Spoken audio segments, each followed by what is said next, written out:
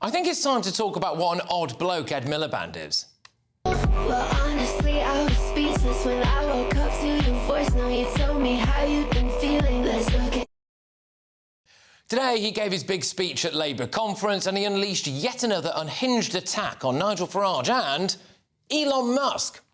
The truth is, I wish Nigel Farage was just the snake oil Tory city boy we've known about for years. He's actually morphed into something even more dangerous. He's now a key part of a global network, Elon Musk. He incites violence on our streets. He calls for the overthrow of our elected government. He's an enabler of disinformation through X. Well, it's interesting, isn't it? Given that Labour has spent all week talking about this. He doesn't like Britain, doesn't believe in Britain. Nigel Farage is a snake oil salesman. The plastic patriots in reform. The single greatest threat is the agenda of Nigel Farage. We must call his scheme racist. It's all about racism, hasn't it? Racism, racism, racism. And here's Ed Miliband's message to a foreigner he doesn't like, whose grandma was actually born in Liverpool, by the way. Elon Musk. Get the hell out of our politics and our country. Gosh, well, here's what Ed Miliband wants you to believe that he's done well. 10,000 new jobs at Sizewell C. Investing in Rolls-Royce small modular reactors. Funding for carbon capture and storage in all corners of Britain. The biggest investment in clean energy in British history. The onshore wind ban lifted. Enough solar to power 2 million homes. Ending the scandal of the mine workers' pension scheme. Yeah, unfortunately for Mr Miliband, quite a bit of that is absolute rubbish. Under Miliband, British people are paying the highest electricity prices in the world. And your bills are going up again today. Energy bills are 68% higher than they were in the winter of 2020 to 2021. Ed Miliband proudly said that he wanted to ban fracking. Friends, got a message for you. We sent those frackers packing. I say, let's ban fracking and vow to send this bunch of frackers packing too. Oh, my gosh, honestly. Anyway, he's wasted £1 billion on wind turbines that we can't switch on. So what does he want to do? Build 1,000 more of them. The definition of insanity is doing the same thing over and over again and expecting a different result. But then again, when it comes to insanity, with Ed Miliband, there were signs. The answer, my friend, is blowing in the wind. The answer is blowing in the wind. Ed Miliband, the Fitzrovia-born millionaire son of a Marxist so-called intellectual, is helping to make working-class people unemployed.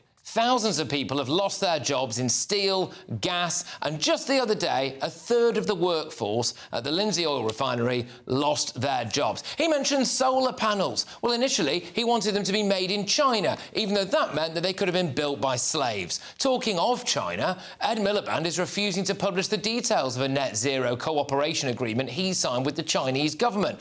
Gosh, I wonder why that is, Ed. He mentioned Great British Energy. What is it? Does anyone know what it does? What I do know is that you, the taxpayer, have spent £8.3 billion on it. Ed Miliband was humiliated when he stood to be Prime Minister. But am I tough enough? Tough enough? Hell yes, I'm tough enough. He was humiliated some more. Thank you.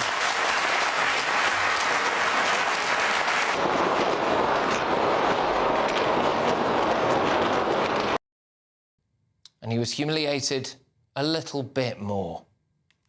There he is, the Ed Stone. Gosh, do you remember that? How have we ended up with this guy in charge of our household bills and our energy policies? Look, I could go on all day about how awful I think Ed Miliband and this Labour government are. But here's a clip of him today, OK? He was smearing reform, but I think he's actually really quite accurately describing a Labour government better than I ever could.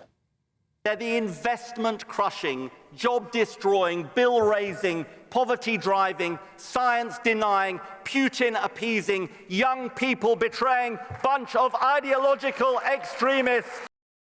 Yeah, you are, Ed. You absolutely are. He should be nowhere near government. Let's get the thoughts of my panel. Got Director of Popular Conservatives, Mark Littlewood.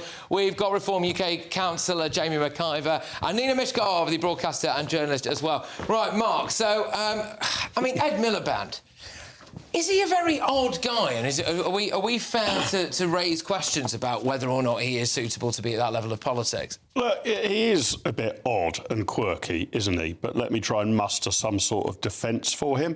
I don't really mind quirky, eccentric people being involved in politics. I think it's rather endearing in some ways. I mean, what the heck that TikTok video was about with him just walking and posing, God only knows who that was for. So he does seem a bit odd, in my view. But I care much more about his politics and his policies, which are disastrous. He is a net zero zealot. It is not entirely his fault that energy prices are 4 times as high here as they are in America, but he is certainly exacerbating that rather than moving against it. He is an ideologue. I think more who latches onto specific causes like carbon net zero. That's why he's completely blinkered on the point. And, you know, in my view, he has not done his job particularly well. And if you have people of that bent in high office in government, expect growth to be slow, expect bills to go up, expect working people to get poorer. That's what's happening. Yeah, I mean, that's on that point, Jamie. So today, people's energy bills have gone up again. I think that's the 3rd or 4th time that's happened under Labour now. They did say they had a fully costed plan to make sure that never happened. And also, loads of people are unemployed as a result of their policies. Well, we all know Labour don't care about working people. We know that by all the actions, the decisions they've made since the minute Starmer walked into number 10. But what I find very odd about Ed Miliband is normally when a politician makes a comeback, it's through popular demand of the people and they're seen as the answer to the problems. And I think that's why Nigel will be Prime Minister. When you look at Ed Miliband, he was unpopular as leader of the Labour Party. His own party didn't back him. He was unpopular as a Member of Parliament. I've actually been to his constituency and campaigned, and he is really unpopular there too. I don't understand why people in the Labour Party rate him, frankly, but we know that he is a man that is obsessed with ideology, and what frustrates me so much about politicians is when they refuse to accept reality. Ed Miliband is one of those people that doesn't accept reality. But that's a good point. Do you think he lives in reality? Because I look at this guy, and I'm sorry, I do think that there's something very weird about him.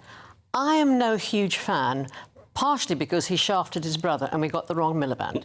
So that I can never forgive him for. And never mind the bacon sandwich, you know, he can't eat a bacon sandwich without looking like an idiot. Let's just talk about reality. You're talking about the bills going up. The bills are going up by 2%, which is about £35 a year. OK, that's less than £1 a week, so that's hardly huge. You implied that you said that they'd gone up since 2021 by a vast amount. Now, they went up in 2022 because Russia invaded Ukraine. They went up in April 2022 and in October about 48% and 68%. So that huge rise has not come under the Labour government. Let's just get that straight. And I can see you're trying to check my facts. No, I'm not checking facts. There's an additional fact I would like to outline here, which is that shoppers are now facing an extra £1.6 billion price hike thanks to, quote, Red Ed's net zero tax. So this is the thing, it's OK to say, oh, well, the energy bills may be only going up 35 quid, but they've gone up before and they're going to keep going up by the looks of things, and it's a knock-on effect as well to consumers. So it does go up. Well, they say that the rise, the 2% rise, is partially to offset the warm homes discount, which is to help deprived families. Yeah, but the problem here, Nina, I mean, I'm not going to question your statistics, is once your energy prices have got to ridiculous levels, whoever's fault that was, it should be relatively simple to get them down, not another 2% up. I think if we manage to, let's say, halve our energy costs rather than actually cutting them by a factor of 4, it might then be tougher to catch up with the USA. I agree with you. But getting them from this ludicrously high level down a few percent, not up another 2 on top of all the pain so far, but down 10, 15, 20, 25. That should be simplicity. I agree. If we had the infrastructure, thinking Energy Secretary. If we had the infrastructure, but the trouble is the Conservatives did not build the nuclear reactors that we needed them to build. We could go drill in the North Sea and we could go fracking. If you compare them to France, France has nuclear, France has wind, both of those things. Yes, quite. But what we've got here now is a bloke who wants to go full wind, wasted £1 billion a year on wind turbines that we couldn't turn on, which is a massive problem, and now he wants to build 1,000 more of them, and also did not seem to have much of a problem initially with getting Chinese-made solar panels potentially built by slaves. And forget, Patrick, the numbers, forget the bills, forget all of that. Just look at the actual product. Ugliness on the landscape, whether that's solar panels, I like wind them. turbines. I love wind turbines. And they're majestic. When it's too windy, the wind turbines don't work. Yeah. This is an incompetent man with a serious level of office. And you talk about it's only £30 a year. There are families that haven't got a penny. They are at food banks. So if they're at food banks and on benefits, they'll get the warm home discount. Anything that sees bills go up is a no-go. We know we've got plenty of oil in the North Sea. We need to drill. The highest electricity bills in the world, Nina. Listen, in the world. I think we should have a hybrid system, and I think we should have a hybrid system that keeps us going until the others can kick in. And I understand that the other members of the cabinet are persuading Miliband that that he can row back on something. There's something called tie-in, where you use the current structure to not to give new. But good luck convincing this problem, because I think he there said there are a bunch of ideologues who's talking about reform. I mean, goodness gracious me, have a look in the mirror, Ed. I mean, this is what that's about. But when it comes to sort of highest electricity bills in the world, do you think he cares? Because for all this talk that they're trying to smear Nigel Farage as, he was, went to a public school, a city boy and all of that stuff. Not being funny, but the millionaire son of a so-called Marxist intellectual who was born in Fitzrovia, I'm not convinced that Ed Miliband understands the impact that an extra bit of cash every month on your energy bills is having on my viewers and listeners. Or it could be even worse than that, Patrick. He might think that his Wizard Wheeze scheme is going to suddenly come good any day now. And in a year or two's time, energy bills will be falling. I think he is so ideological he thinks that. The way we've got to get out of the energy problem in Britain is actually not just Ed Miliband. We've got to stop politicians running it. Energy companies think they can frack for profit and think they can drill in the North Sea for profit. I trust them more than I trust any politician to make the decisions. Quickly, what about that thing there about, Elon Musk, get the hell out of our politics and get the hell out of our country? Well, Elon Musk should not be beamed in on a rally in London. Why? Well, inciting people to violence, saying fight, fight, fight. No. This is such a terrible thing to say. Let's be very clear. The reason why people in this country are calling on Elon Musk is because this country has lost freedom of speech. Calling on Elon Musk believes in it, and it says a lot about the government, doesn't it? That one of the most successful business people in the world is not welcome in Britain. That sums up this government. Listen, hang on a minute. All of these Labour politicians intervened in the US elections. We all heard how Donald Trump needed to be stopped by every one of these senior Labour people making pronouncements left, right and centre. They did not beam into a rally in the US. They sent activists over there to campaign for the other side. And so did the Conservatives. They always have done. Nina, if that's the case, then Diane Abbott was inciting violence today. Are you going to accept that towards the Pink Ladies because of what she was saying? Do you accept that Diane Abbott was inciting violence today? Tell me exactly what she said. She said something on the lines of, we've got to fight these people till the end, or words to that effect. Oh, well, that's a different kind of fight. It is different. It is the way it was couched. It was the way it was couched. You know very well that is different. You're just being disingenuous.